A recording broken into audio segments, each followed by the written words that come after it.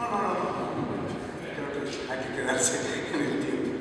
Bueno, yo lo que quiero hacer es básicamente lo siguiente. Este texto lo pueden encontrar en la revista Trimestre Económico de julio-septiembre del año pasado, y muchas de las cosas que voy a plantear ahora se encuentran ahí reflejadas.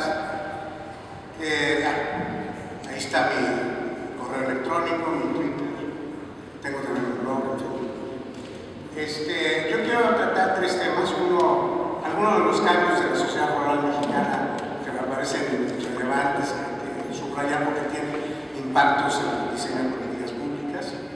Dos, el panorama mundial agroalimentario y sus retos, que también me parece que tiene impacto en cómo está uno pensando en las políticas públicas para México, para el campo mexicano. Y tercero, una especie como de propuesta que yo le llamo un nuevo trato para el campo mexicano. En fin, tiene varios elementos, los voy a ir desglosando rápidamente.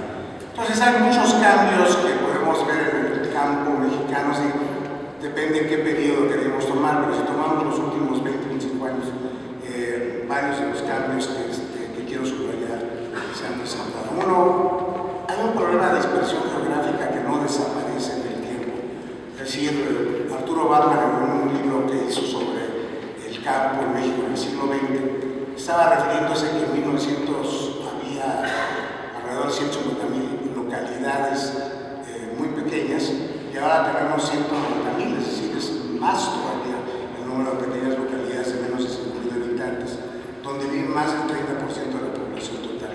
Estamos hablando de 32 millones más o menos de mexicanos. Más del 50% de esas personas, o sea, más de 16 millones, viven en poblaciones de menos de 1,000 habitantes.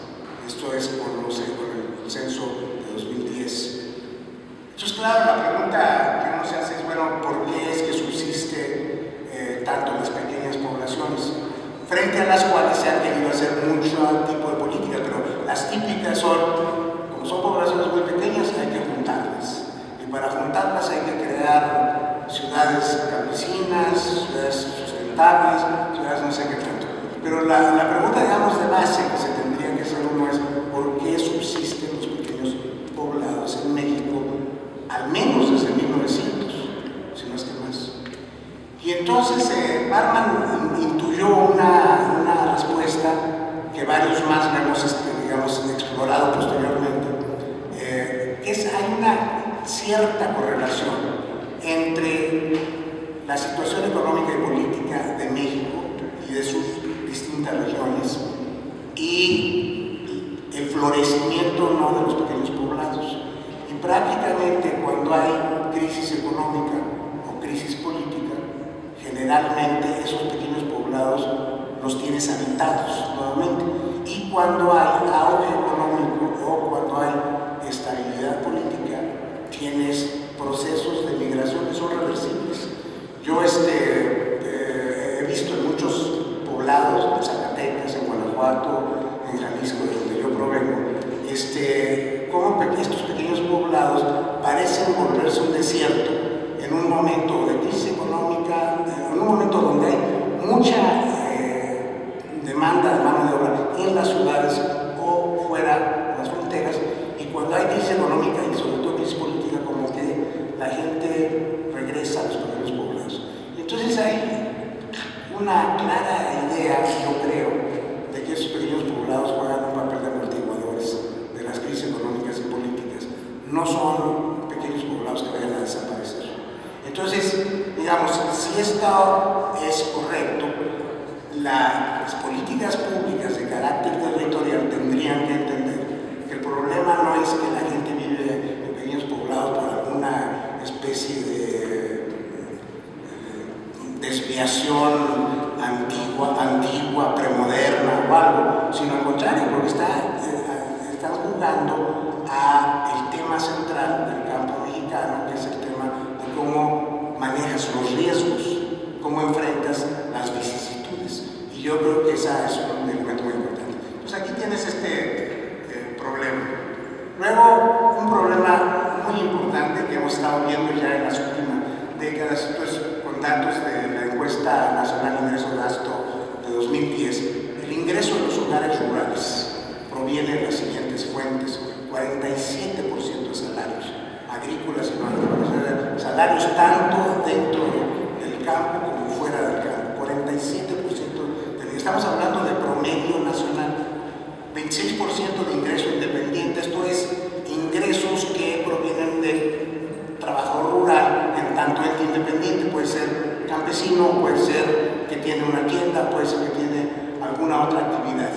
Es decir, apenas el 26% proviene más o menos de actividades que tienen que ver con el campo, y de eso 14% es no agrícola. 17% tiene que ver con remesas, estos programas de promedios nacionales. Obviamente para algunos estados y para algunas regiones es mucho más importante la parte de remesas, y 10% de transferencias. Conforme la población es más pobre, el porcentaje de remesas es mucho mayor, o sea, la dependencia de remesas y de transferencias es mucho mayor cuando tú estás hablando de niveles de población más pobres. Pero esto lo único que nos está diciendo es que estamos hablando de un campo que no es solamente agrícola, que tiene muchas otras actividades, por lo tanto no puedes tener una política exclusivamente agrícola para atender la diversidad del campo. Pobreza rural y regional, bueno, aquí hay muchos elementos y seguro ahora con todo lo que ha venido junto con la cruzada contra el hambre, pues se ha vuelto a discutir más esto y nuevamente a confundir temas y términos, ¿no? Aquí están los datos de 2010, de 2008 a 2010 de Coneval sobre pobreza nacional. Lo más, el color rojo es la pobreza, la población en extrema pobreza, que se ha mantenido aparentemente de 2008 a 2010 estable. La población en situación de pobreza, que esa ha, digamos, crecido bastante entre 2008 y 2010. La población en pobreza de ingresos, que ha aparentemente disminuido, y el punto quizás clave de todo esto, que estamos hablando exclusivamente de pobreza, estamos hablando de 52 millones de mexicanos, desde pobreza extrema hasta pobreza moderada. Esto es los datos que tiene Coneval cuando habla de pobreza multidimensional. Entonces aquí incluye por un lado lo que son pobres extremos moderados, por otro lado las carencias sociales. Hace una serie de varias carencias sociales, 6 carencias sociales, entre las cuales la primera es carencia por alimentos, que básicamente lo que quiere decir es no tienes lo suficiente para comprar o para adquirir la canasta básica alimentaria.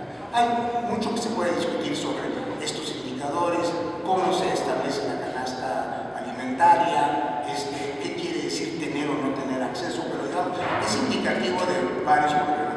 Y en el ámbito rural es muy indicativo de que si ustedes se van al extremo verde, en la parte derecha hacia arriba, están viendo la población que no es ni pobre ni vulnerable, y eso lo estamos refiriendo a 5.2% de la población que vive en el campo.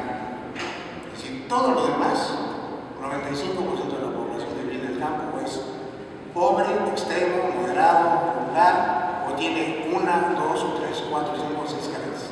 Entonces, esta parte es extraordinariamente importante nuevamente cuando estamos viendo cómo analizamos qué queremos decir con pobreza y cuáles son los distintos indicadores que tenemos para esto.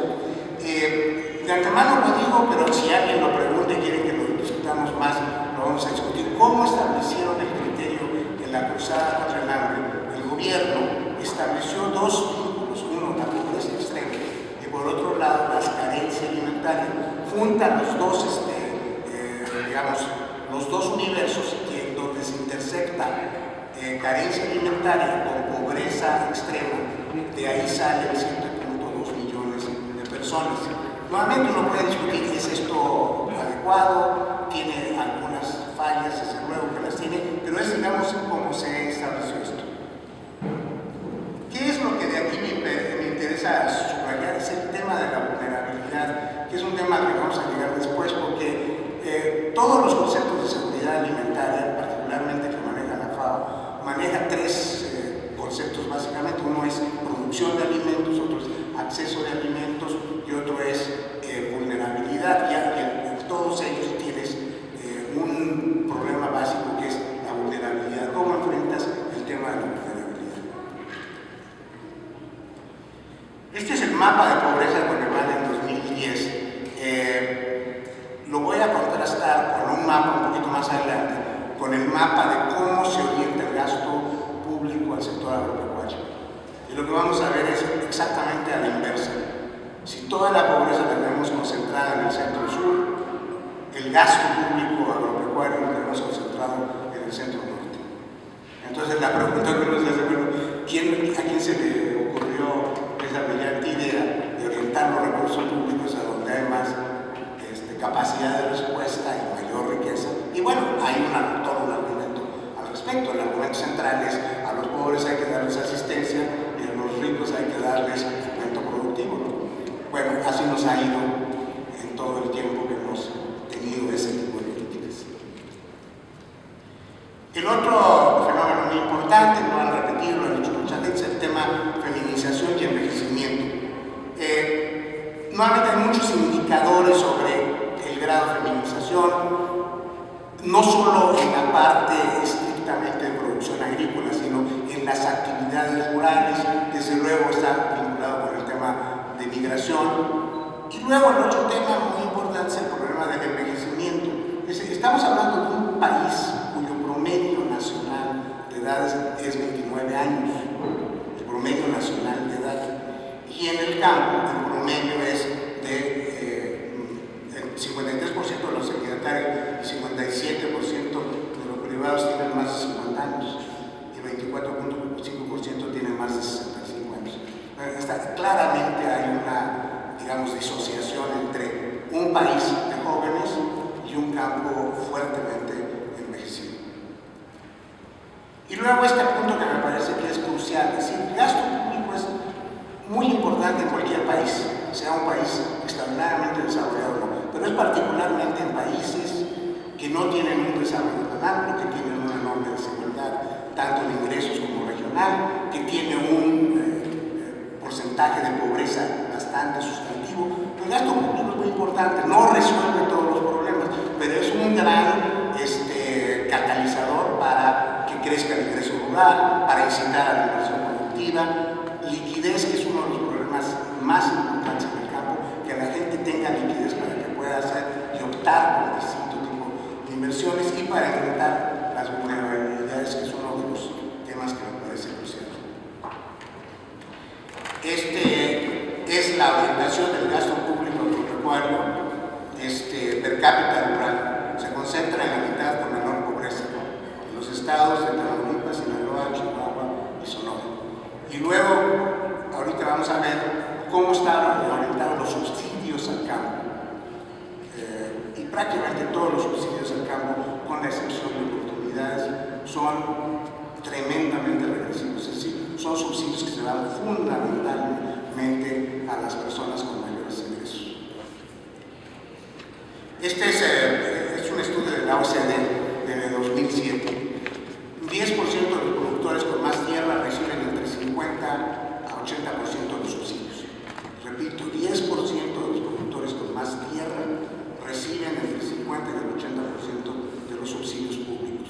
80% del ingreso objetivo. Es el subsidio más regresivo, uno de los más regresivos, es lo que es ingreso objetivo, se le llama agricultura de contrato, es una mezcla de varias cosas, y es un subsidio que va fundamentalmente a las grandes empresas que compran granos. Es decir, va a Maseca, va a ArcelorMittal, va a las grandes empresas compradoras de granos. ¿Cuál es el argumento de este subsidio? Es un subsidio para que las grandes empresas compren granos. ¿A quién le compran los granos? Supuestamente a los productores. Todo esto es un proceso de encadenamiento, incluso en lugares donde hay una gran producción de maíz como Sinaloa, son pequeños productores, luego lo van comprando más grandes productores, y finalmente los que tienen las grandes bodegas son todos. Y a esos va el 80% de uno de los subsidios más relevantes. El 60% de los subsidios energéticos e van al 10% de los productores con más tierra, con efectos además desastrosos en temas de sustentabilidad. 55% de desarrollo rural, antiguamente Alianza para el Campo, también va al 10% de los productores con más tierra. Y Procampo, que es un programa en general regresivo, relativamente no tanto por una razón, porque Procampo lo reciben también productores de menos de 1 hectárea, a los que los consideran como si tuvieran 1 hectárea. Pero el problema es el techo.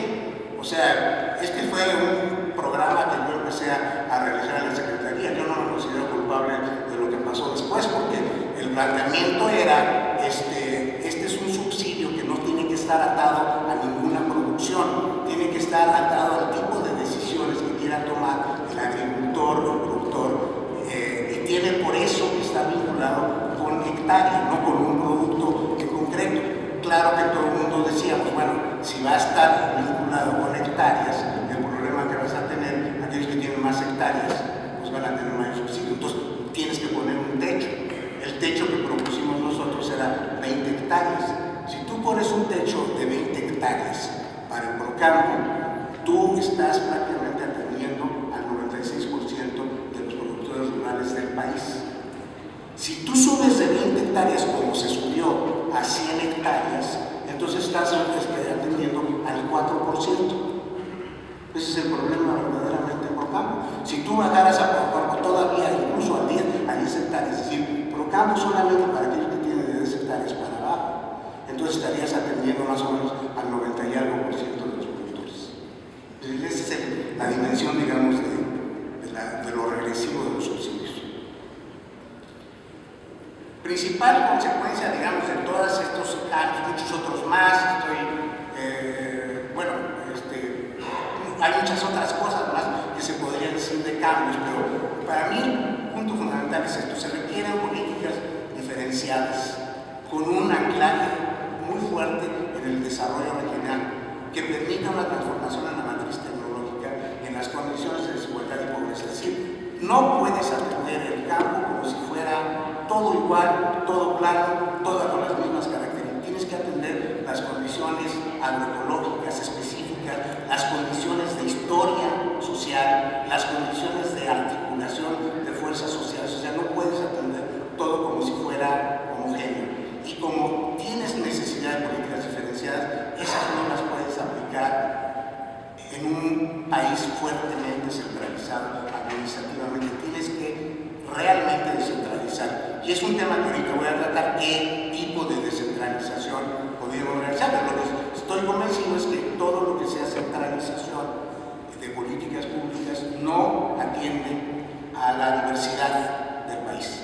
Y si no atiende a la diversidad del país, cuando aplicas políticas homogéneas para un conjunto heterogéneo, lo que vas a terminar haciendo normalmente, no nada más no atiendes lo específico de cada región, sino vas a tender a beneficiar a aquellos que en la heterogeneidad tienen una cierta determinada dotación de recursos para un determinado tipo de matriz tecnológica, que también ese es el otro punto importante. Entonces, panorama mundial y sus retos. Primero, tendencias mundiales en los sistemas agroalimentarios. Estos son tendencias que vienen de unos 20 años para acá, no se han presentado de súbito, han tenido un largo proceso. Primero, hacia lo que se llama una agricultura extendida, es decir, que trasciende la simple producción primaria. Está vinculada con los agentes económicos, tiene que ver con cómo te integras horizontal o verticalmente. Agricultura extendida en grandes extensiones de tierra o en pequeñas extensiones de tierra. Es decir, el concepto de agricultura extendida no es un concepto, aunque muchos lo usan casi como sinónimo, no es un concepto vinculado al tamaño de las parcelas, ¿no? Es decir, hay agricultura extendida en Argentina, hay que tienen, o Brasil, que tienen predios, no sé cómo llamarlos, que tienen territorios dueños de una persona de 1 millón de hectáreas, por ejemplo. O puede ser agricultura extendida en países donde tienes un promedio de hectáreas de 3 hectáreas promedio, por ejemplo, Corea del Sur, Japón, Taiwán, China.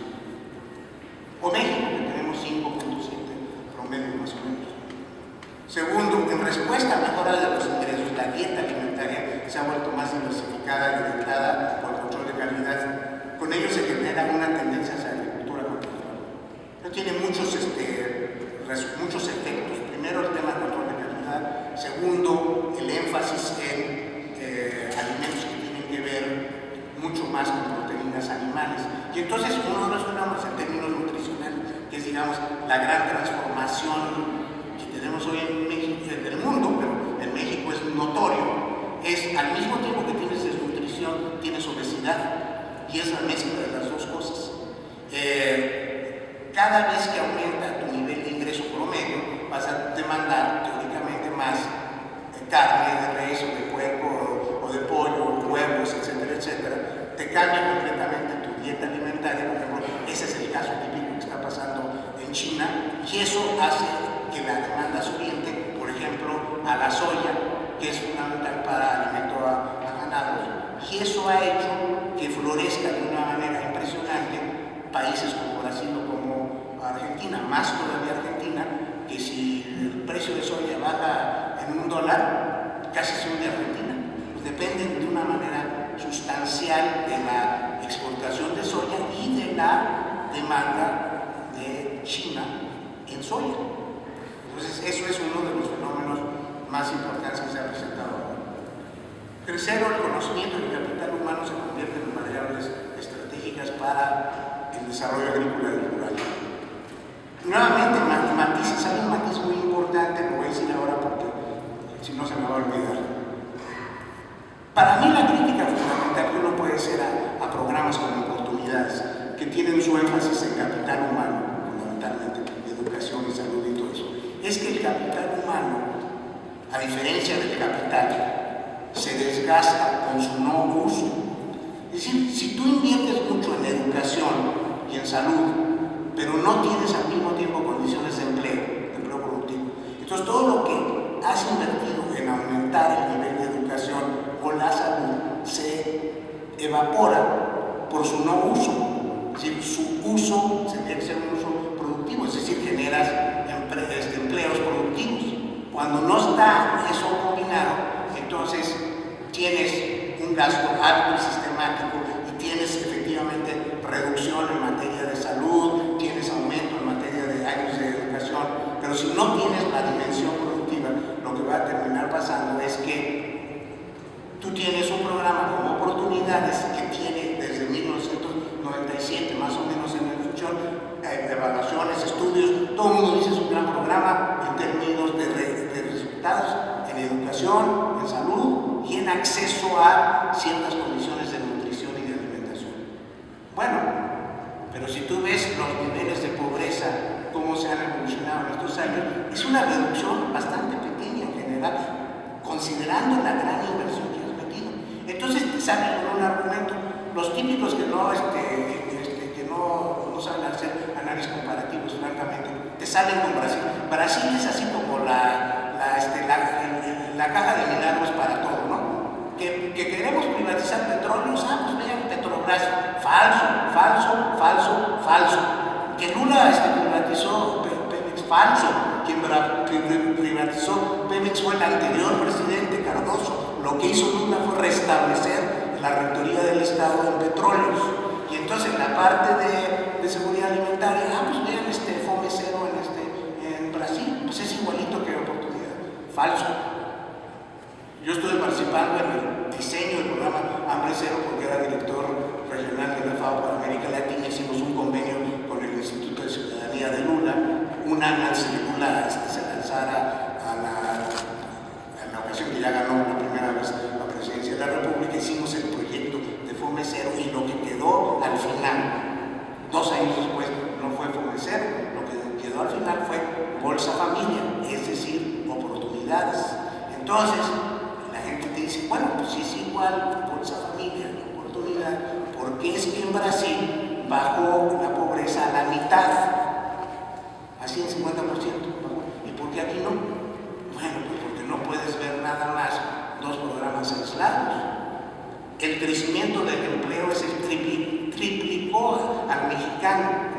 El crecimiento de la economía duplicó al mexicano. Los salarios mínimos se crecieron 10 veces más que México en ese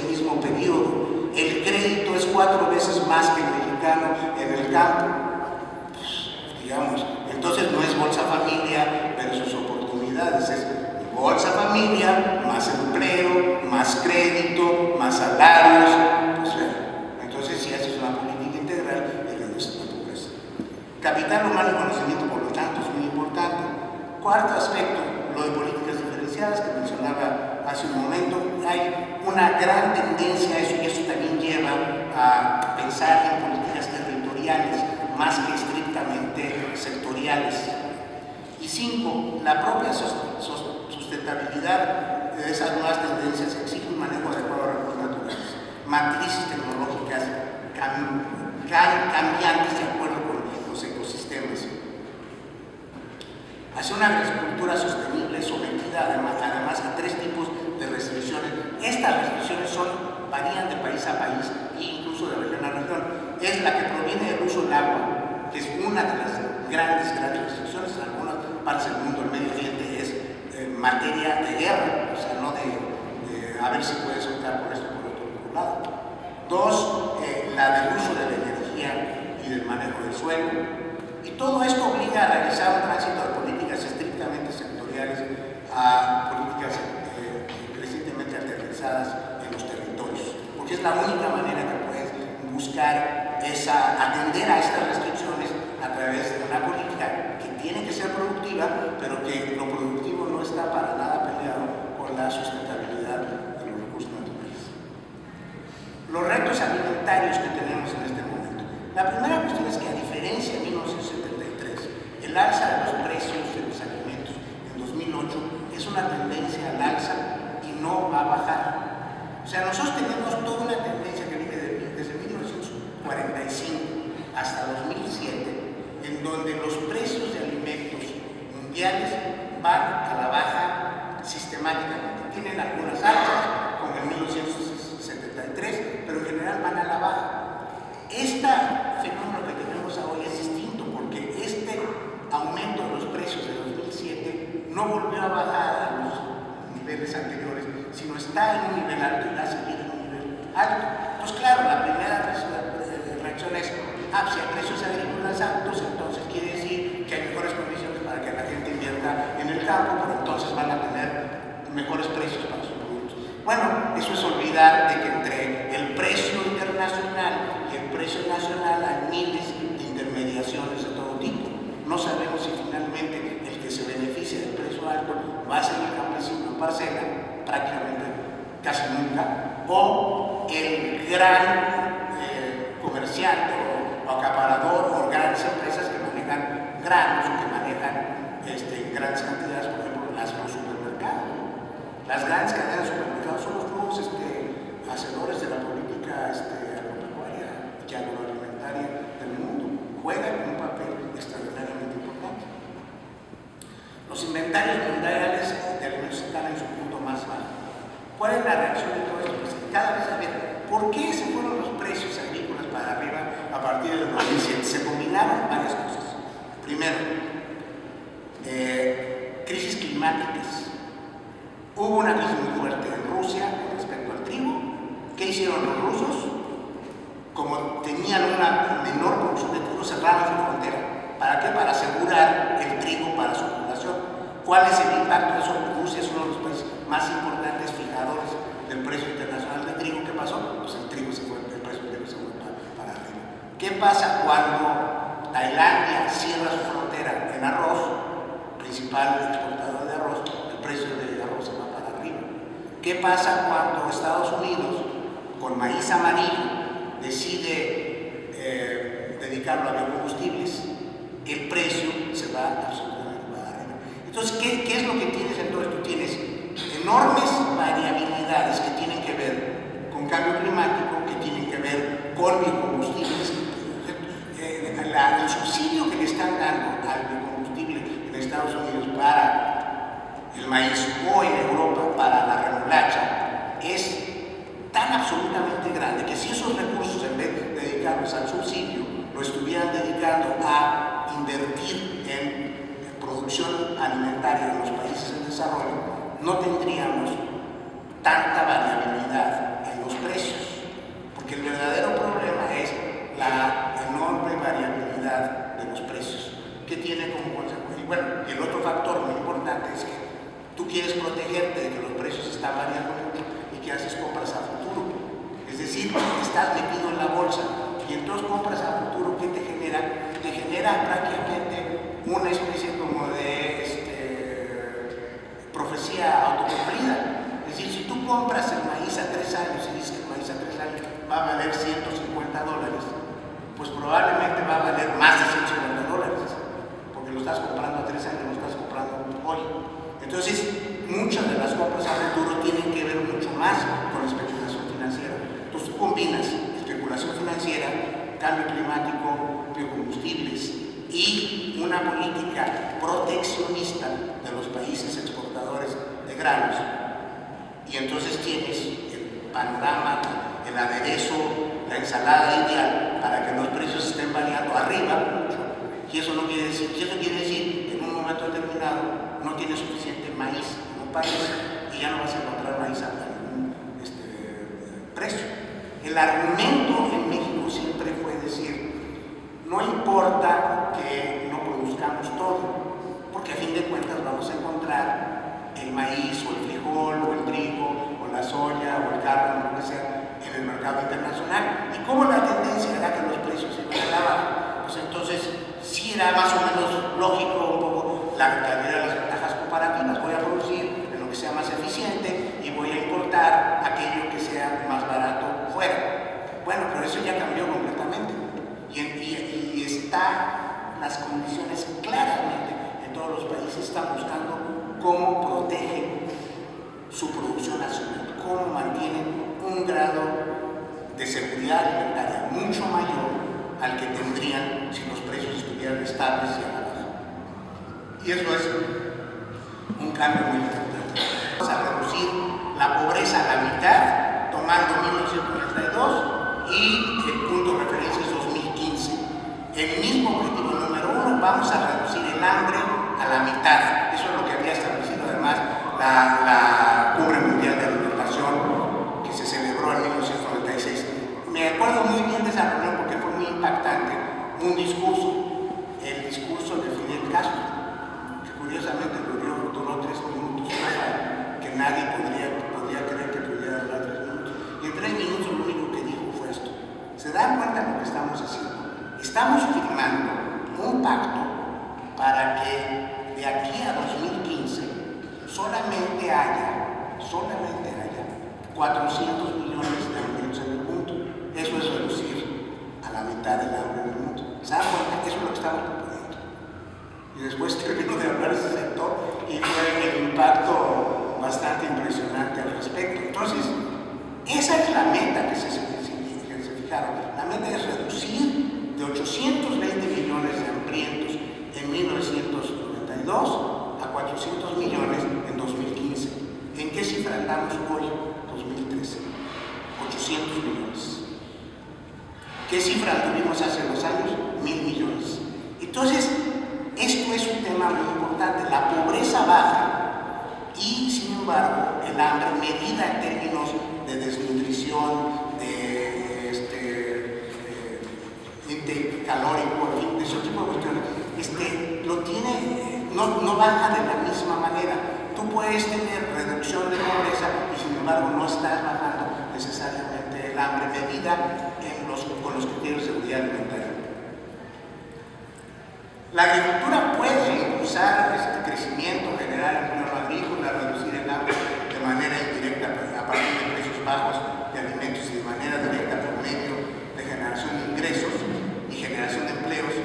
Y es una importante fuente de servicios ambientales, pero impulsar todo esto tiene costos. Y el costo mayor es que tienes que cambiar el diseño de políticas públicas, fundamentalmente. Y ese es el costo. Y la inercia es demasiado grande para hacer todo esto. Pero, digamos, los retos que tenemos son tales en todas estas dimensiones que no podemos simplemente ignorarlos. Aquí está lo que estaba planteando. Medido en términos de pobreza, personas con un ingreso de $1.25 americanos para abajo, cayó en el ámbito mundial de 47% en 90 a 24% en 2008. Es decir, se redujo la pobreza extrema en 600 millones de personas. ¿Cómo ocurrió esto? China y tomas la India, ahí tienes cerca de 400 millones de personas reducidas. Ahora, yo quiero subrayar que estamos hablando de subir de un nivel de ingreso arriba de $1.25, es decir, no es que están, como dicen aquí algunos ingenuos, somos ya países de clases medias, ¿no? Pues esas son clases medias, imagínense nomás, ¿no? Pero es cierto que la pobreza se reduce más. En cambio, la meta de reducir la mitad de los alimentos no se alcanzará. Estamos entre 800 y 1 billón desde 1990. Ha sido sistemático eso. Y tampoco la meta de generación de empleos dignos se va a realizar. Todo esto hizo que la FAO, que las Naciones Unidas lanzara el año pasado un tema que se llama el reto del hambre cero, que básicamente lo lanzó el secretario general de Naciones Unidas, que es acceso a una alimentación adecuada todo el año, cero retraso en el crecimiento de niños y niñas en la primera infancia, todos los sistemas alimentarios sostenibles, 100% de incremento de productividad y ingreso de los pequeños productores y cero desperdicio de alimentos y pérdidas post cosecha. En todos estos hay estudios, hay análisis por global, por región, por país. Lo interesante del asunto es que 4 de estas 5 demandas están en el decreto de creación de la cruzada contra el hambre. Es decir, desde el punto de vista, por lo menos del decreto, están bastante alineados con la iniciativa de Naciones Unidas. La discusión ahora es, desde luego, vamos a llevar a 2015, no se va a cumplir la meta de hambre, aunque la FAO está haciendo una campaña muy fuerte para decir necesitamos reducir el hambre en el mundo, y entonces la discusión es cómo verdaderamente atiendes este problema. Tenemos desde problemas de cómo calculas el hambre, hay muchos criterios para esto, y tienes problemas también de cómo atiendes cada una de estas cuestiones. Para mí la principal consecuencia de los cambios que están habiendo en el campo mexicano y las tendencias que están habiendo en el ámbito mundial en lo que respecta a la parte agroalimentaria son la principal tarea que tiene uno es cómo administrar riesgos climáticos, cómo administrar riesgos en recursos naturales, agua y suelos particularmente, cómo administrar riesgos de mercado, es decir, todo este problema de precios sumamente volátiles, cómo administrar riesgos de sanidad. Cuando tú tienes la concentración de la producción, por ejemplo, tú tienes la concentración de la producción de maíz en Sinaloa, con una helada como la que pasa en se te desquicia completamente el mercado. Vas a tener se te va para arriba el precio de la tortilla y vas a tener que buscar dónde consigues maíz blanco, que solo lo puedes conseguir en general con contratos a largo plazo que haces con Argentina, con Sudáfrica o con el propio Estados Unidos, porque, como sabemos, el maíz blanco no se come más que en muy pocos lugares. Pero si tienes concentrada la producción de maíz en un solo lugar, y ese solo lugar puede tener heladas o puede tener lluvias, inundaciones y todo eso, es bastante equivocado que quieras concentrar todo ahí. Tienes concentrado la producción de huevo en una parte del país y en los altos de Jalisco. ¿Qué está pasando con lo que estamos viendo actualmente? Si eso se generaliza, sí nos vamos a quedar con un problema de abasto de huevo, porque lo tienes demasiado concentrado. Hace 20 años, ¿cómo estaba la producción de maíz? La producción de maíz estaba bastante,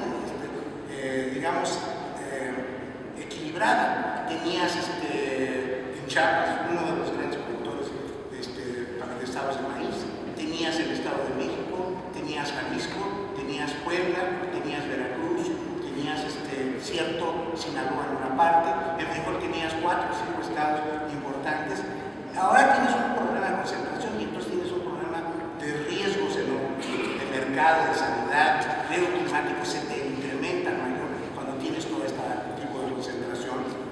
Y luego los riesgos políticos, ¿no? que siempre vienen un poco vinculados con el tema de los alimentos. Es decir, uno puede decir, las organizaciones en Egipto y en Túnez fueron producto de muchos elementos, ciertamente, dictaduras y todo eso, pero al aumentar el precio del pan, ese fue un factor que jugó un papel sumamente importante, digamos, para desatar movilizaciones. Entonces, ahí también tienes riesgos de carácter político.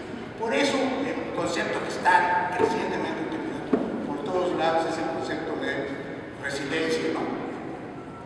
tanto por los cambios en la sociedad rural como por las tendencias mundiales. Hay muchas definiciones, yo estoy usando una de las clásicas sobre resiliencia, pero para mí el punto clave de esto es, vuelvo a lo mismo. Yo pienso que la única manera de poder enfrentar toda esta serie de riesgos es desde un ámbito regional, con una gran capacidad en el ámbito regional de poder enfrentar toda esta serie de problemas.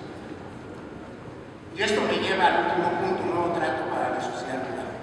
¿Qué serían los elementos de ese nuevo trato para la sociedad? Nuevo trato en dos sentidos, es decir, en cómo revalorizas el campo. Porque claro, uno dice ahorita, estamos hablando de una sociedad crecientemente urbana, es absolutamente cierto, estamos hablando de una población en donde el peso de la agricultura es cada vez menor, también es completamente cierto, pero estamos hablando de más de 25 millones de mexicanos en el campo y estamos hablando de una situación en donde el problema de los alimentos se vuelve absolutamente crucial. Entonces lo tienes que ver también en un término mucho más amplio que lo que te dice algún dato concreto de cuál es la participación en el Producto Interno Bruto del sector agrícola. Algunas certezas para combatir la pobreza, y yo diría el hambre, se requieren derechos sociales universales y exigibles. No basta con tener problemas, tiene que haber derechos que se puedan asociar, como están establecidos en la Constitución, pero tienen que ser exigibles, es decir, tienes que exigir tú como ciudadano que se cumpla. Y eso resolvería en buena medida uno de los temas fundamentales que tenemos, que es el problema del clientelismo, de que depende mucho de con quién estás vinculado, con quién no estás vinculado, etc. Dos, el gasto público tiene que favorecer la reactivación económica de la pequeña producción. Y cuando dices reactivación económica, tienes que pensar en cuál es la matriz tecnológica que estás utilizando. ¿Cuál es el argumento sistemático que dice el minifundio es absolutamente ineficiente y no funciona? Depende de cuál es tu dimensión del minifundio. La agricultura es eficiente en Corea del Sur, y es eficiente en Taiwán, y es eficiente en Japón, y tienes promedio de hectáreas de 3, 4 hectáreas. La agricultura puede ser bastante ineficiente en más de 200, 300, 400 hectáreas, dependiendo cuál es la matriz tecnológica que estás utilizando, cuál es el costo que vas a hacer de supervisión, cuál es el efecto que tiene todo eso sobre la erosión de suelo, sobre el uso del agua. Es decir, tienes que medirlo en esos términos y no solamente en términos de cuál es la extensión de tierra, ni condenar la pequeña agricultura porque es pequeña. O sea, creo que el problema que hemos tenido en México fundamentalmente es que hemos estado viendo más hacia Estados Unidos y menos hacia los países que tienen, desde el punto de vista de estructura agraria y de sistemas agroalimentarios, mayor parecido con nosotros. México no es un país fundamentalmente agrícola, eso lo tenemos que repetir y repetir. No es, tenemos 30 millones de hectáreas como techo de tierra cultivable. Y nunca hemos llegado a 30 millones de cuando Echeverría quiso que se sembraran hasta los caminos rurales y todo eso. Nunca hemos llegado a eso. Hemos estado en 25 millones, 24 millones, tiene que ver mucho con lo que ustedes conocen muy bien aquí, que es las tierras en descanso, cómo haces todo esto. Entonces, no somos un país fundamentalmente agrícola, somos un país fundamentalmente de recursos naturales. Y mientras no entendamos eso, ¿sí? Bosques, aguas, esto, más allá, mientras no entendamos eso, y no lo entendamos en términos de cómo diseñas la política pública, sencillamente vamos a seguir cometiendo errores. Es decir, hemos tenido un problema de estancamiento en la agricultura desde 1965, con altas y bajas.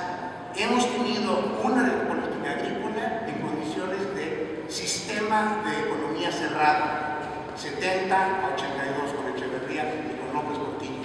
Hemos tenido una política agrícola con sistemas abiertos, de 82 hasta 2000. Hemos tenido una política agrícola con alternancia política. Y lo único que parece que se mantiene sistemáticamente son dos cosas: el estancamiento del campo y la imposibilidad de reducir la pobreza y el hambre en México. Entonces, algo estamos haciendo profundamente mal. Y no tiene que ver con que uno sea neoliberal, populista, intervencionista o promercado. Tiene que ver con que no entendemos todavía bien cuál es la relación de política pública campo que tenemos en nuestro país. Y eso me parece que es uno de los puntos absolutamente claros. Por un lado, por donde se puede romper todo esto es la inercia presupuestal y depurar el gasto público. Sé que Héctor va seguramente a hablar mucho de eso mañana, pero tienes que romper la inercia del presupuesto que está canalizando subsidios altamente dañinos desde el punto de vista de los ecosistemas y altamente injustos porque se van a los agricultores con mayores ingresos. Manera de hacerlo: primero, presupuesto base cero. Tienes que empezar por decir, a ver, ¿qué es lo que hemos tenido como presupuesto para el sector agropecuario, tanto en lo productivo como en lo social, en los últimos 20 años? Porque hay programas que se repiten y se repiten y se repiten. Y en medio de todo, la RS, que es hacer un presupuesto en la Cámara de Diputados y buscar el plazo y no sé qué tal, se les van programas que tienen 15 o 20 años que benefician a 1, 2 o 3 personas, sencillamente porque no se ha hecho una revisión detallada de todos los rubros que componen el presupuesto del sector agropecuario. Tenemos que alinear mucho más esto a la pobreza y a la reactivación productiva. Insisto que no puedes separar el combate a la pobreza de la reactivación productiva. Simplemente, cuando hablamos de reactivación productiva, ¿de dónde queremos la reactivación productiva? La queremos en la pequeña agricultura. Dicen, pero la pequeña agricultura que siembra para autoconsumo, ¿para qué queremos aumentar la eficiencia productiva? ¿Cómo que para qué? En una zona de autoconsumo que estás produciendo 200 kilos, fíjense la cifra increíblemente baja, 200 kilos por hectárea de maíz, aumentas a 300 kilos por hectárea, estás modificando sustancialmente la relación entre ingresos, entre alimentos en esa zona. Ahora, tienes que tener un tipo de asistencia técnica y de investigación previamente que corresponda a esa pequeña agricultura. Si no, no lo vas a hacer. Si mandas a un investigador de la zona de los distritos de riego a que vaya a una zona temporalera de Chihuahua, que conozco, donde tiene 150 hectáreas por 150 kilos de maíz por hectárea, entonces es como si mandas un Rolls Royce a una carretera, digamos, de terracería, ¿no? Es absurdo. Entonces, eso es lo que quiero decir con alineación. Es muy importante la vinculación entre investigación, asistencia técnica y reactivación productiva. La transformación de los subsidios públicos. Mucho más, se ganaría mucho más si tuviéramos una gran cantidad de subsidios públicos orientados a creación de caminos rurales. Un programa que fue muy importante en otras épocas y se ha abandonado completamente. Caminos que pueden producir y organizar las propias comunidades. Segundo, para que esto puedas hacerlo, tienes que recrear lo que los Ostrom llamaban la economía pública local. Es decir, cómo reconstruyes las distintas instituciones que operan en el ámbito local, regional, a partir de la autonomía de los ciudadanos, de instituciones regionales, de diseños institucionales capaces de aprender y adaptarse. Es decir, lo que tú no puedes hacer es diseños de organismos, de instancias, de agencias que no tengan la capacidad de adaptarse y de rectificar. No cometes errores, en todo esto cometes errores. El problema no es que nunca cometas errores en la aplicación de políticas públicas. El problema es que no seas capaz de rectificar. Dice, no, es que vamos a meter evaluación. Pero la evaluación viene al final, es ciencia forense. O sea, ya que se murió el asunto, entonces haces la evaluación, ¿ya para qué? La evaluación la tienes que hacer en el momento para que rectifiques, para que puedas, y tienes que tener una amplia capacidad adaptativa en este tipo de instituciones. Para mí el centro es la comunidad, el vínculo entre familia y comunidad. Nuevamente el tema de las pequeñas poblaciones me parece muy importante. Y para mí la gran reforma constitucional en este momento es establecer un cuarto nivel de gobierno. O sea, los 3 niveles de gobierno, lo federal, lo estatal, lo municipal, creo que debería de haber un cuarto nivel de gobierno, la comunidad, que tendría muchas ventajas, porque todos sabemos, en municipios, quizás aquí en Oaxaca no tanto, pero en muchos otros estados tienes municipios demasiado grandes, entonces todo se condensa, se concentra en la cabecera municipal y la lógica de las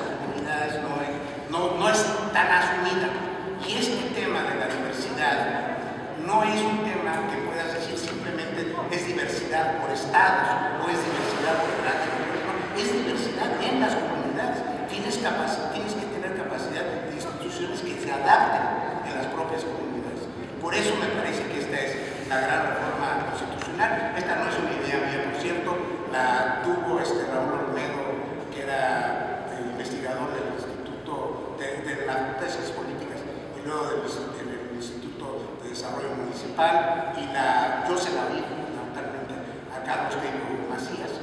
Son ideas de ellos, pero son ideas que me parecen válidas.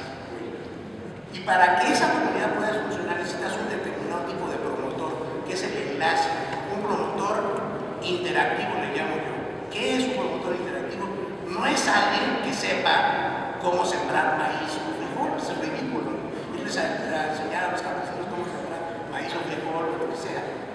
No me parece que sea el tema fundamentalmente.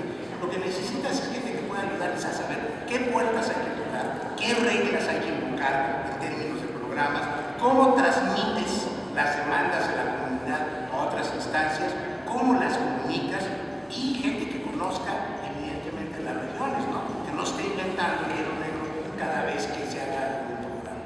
Esos promotores no resuelven todo, desde luego que no. Necesitas especialistas, sí necesitas especialistas. Necesitas expertos, sí necesitas expertos. Lo que ese promotor tiene que saber es dónde está el experto en agua para zonas de tal calidad, de suelo, de tal esto. Necesitas el promotor que te diga, para eso vamos a necesitar a este experto que se encuentra en la Universidad de San Luis Potosí o que se encuentra en la Universidad de Colorado o donde sea. Entonces el promotor no es el que va a saber todo, el promotor es que sabe tocar las puertas para que esto pueda realizar. Acabar con la membra discepta pública, le llamo, que es en pocas palabras la desarticulación del sector público. Eso no lo vas a acabar, digo, con todo respeto a mis amigos, lo he platicado ahora con mis amigos que están en el programa de combate al hambre. Les digo, está bien todo lo que sea institucional, todas las agencias se ponen de acuerdo, todos los ministerios se ponen de acuerdo, esas coordinaciones institucionales nunca funcionan. Esas coordinaciones institucionales pueden ser el espacio que te permita funcionar más en los ámbitos locales, que es donde necesitas que funcione más. El centro tiene que ser la multiactividad productiva en pequeña escala, pequeña agricultura, artesanías, pequeña empresa, informalidad, servicios militares, todo aquello que puedas hacer en pequeña escala. Se requiere garantizar un piso de seguridad social básica. Efectivamente, tienes que tener un piso básico para que puedas realizar todo este tipo de actividades. Un paquete de servicios de fomento productivo que esté a disposición de la gente en las comunidades, en asistencia técnica, en infraestructura, en sanidad. Y un mecanismo de capacitación continua. Capacitación continua que no es sustituir a las universidades ni a los tecnológicos. Es el tipo de capacitación que necesitas in situ, en el lugar, en aprendizajes, en habilidades, en capacidad de adaptarte a las nuevas circunstancias. Y bueno, esto es finalmente desarrollo territorial, propósito del desarrollo territorial en general, enlaces de articulaciones y constituir nodos de convergencia de políticas públicas. Es muy difícil que las políticas públicas se articulen en el ámbito federal. Puedes tener la mejor intención del mundo, pero es muy difícil. Las políticas públicas te tienen que articular abajo para que puedan realmente funcionar.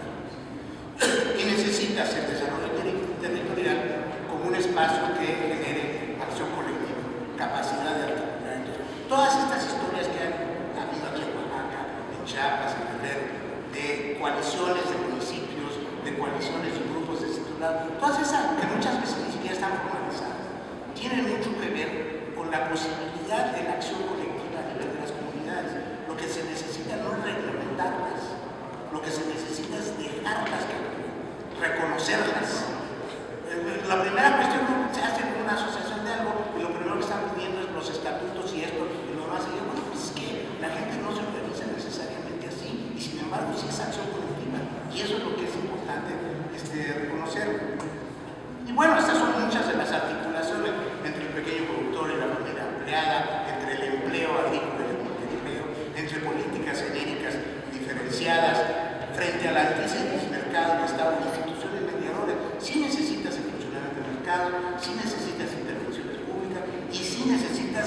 articulación de las comunidades y acción colectiva. No son artífices. El problema es cómo las articulas. Entre producción aislada y encadenamiento de productivos es otro de los factores también muy importantes. Uno piensa en encadenamiento de productivos nuevamente en grandes unidades, pero también hay encadenamientos productivos en la pequeña producción y pueden ser tan relevantes o más guardando sus proporciones que en la gran agricultura. El cuarto punto de este nuevo trato para el campo tiene que ver con liquidez. Es un problema fundamental, no es un problema de crédito solamente, es un problema de liquidez. Si vamos a esperar a que vuelvan a hacer otro sistema de crédito y a cometer los mismos errores que se cometieron con Natural, no se va a acabar nunca, francamente. Necesitamos esos mecanismos de liquidez, una política de ingresos rurales y subsidio. A mí me parece que podemos agarrar por tanto, plantear una reducción de número de hectáreas, meterle la dimensión de subsidio verde, porque muchos notaron que el tema de Procampo era que estabas tú incitando a que sembraran en todas aquellas áreas no aptas para la agricultura. Entonces, si tú le creas una dimensión al contrario de decir, no es que siembres cualquier cultivo, es que puedes sembrar cualquier cultivo o puedes mejorar tus suelos o puedes mejorar la parte forestal, en fin. Y si tienes que hacer una mezcla para darle a la gente la suficiente flexibilidad de hacerlo. Y el instrumento Procampo podría serlo. Vuelvo a repetir, si lo reduces, claro, van a brincar la gente de Sinaloa y de Sonora, pero yo francamente creo que se puede establecer otros criterios con los grandes agricultores y establecer que es un criterio claro para que tengan liquidez los pequeños pagos. Financiamiento a micro y pequeños, nuevamente muy importante, pero no es financiamiento agrícola, es financiamiento a actividades productivas, porque no son unidimensionales. Cuando tú quieres que la gente siembre nada más maíz, o nada más frijol, o nada más esto, estás completamente yendo contrario a toda la lógica de la pequeña producción. Entonces hay vinculación con la artesanía, hay cultivos intercalados, hay mezcla de empleo agrícola y no agrícola. Eso es lo que tienes que fomentar con el crédito también. Comercio directo entre productores y consumidores sería otra forma muy importante, y asistencia técnica nuevamente. Bueno, estas son algunas ideas que quería yo presentar y comentarles a ustedes, y insisto, el punto fundamental para mí es, la gran transformación que tenemos que hacer es en cómo entendemos el campo,